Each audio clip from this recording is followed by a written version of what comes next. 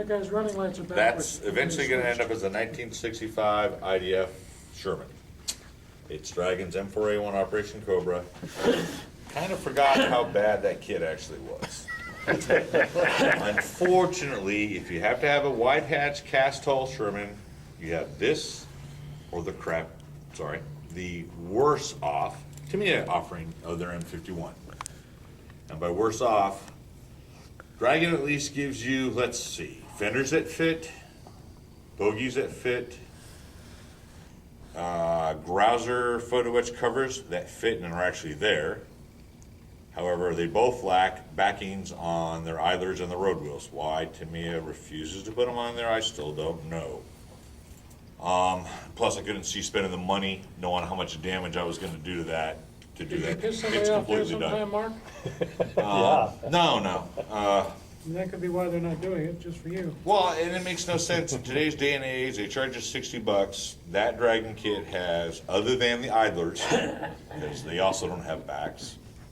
I paid $20 maybe on eBay, or even into any of the times we go to another model show. Yeah. They're still easy to find. Is there a Versus possibility why it's $60. that cheap? No, I mean it's got more in it. Honestly, I mean, sure, there's most of what you're seeing that's white and whatever is because for the build it needs to be filled. It was just like I've never ever had to drill a hole for the engine crank on a radial engine because I've always had the shelf basket in the back.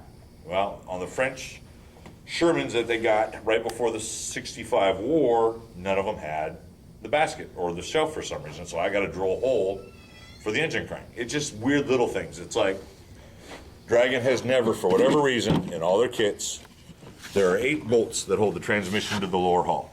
Dragon refuses to put them.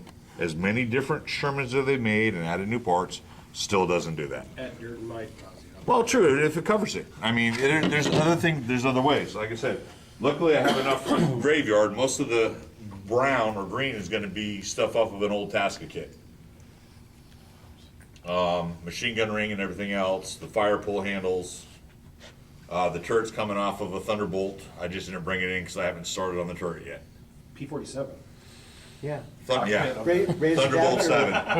Well, here's the funny part. Yeah. It's something I had forgotten about the old Dragon kit. It comes with the 2 round cupolas, round for the loader and the commander.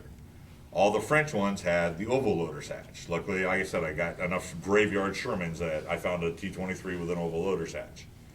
It's going to have 6 different road wheels. And by 6 different, I do mean 6 different. I was confused. There's at least 8 different variants of a Sherman road wheel. I've tracked down 6 for sure in 1/35th scale. Got very upset at Shapeways, who sent me an idler, and there were so many ridges on it as I tried to smooth it out. They make them and they're gorgeous. They're concave like they're supposed to be, but with all the ridges on the flat, by the time I sanded it off, both of the pieces that would be the ridge fell off with it. So, not real happy with Shapeways right now. No, you're right. I could have left it there and made it, you could see all the ridges running across the thing or whatever, but.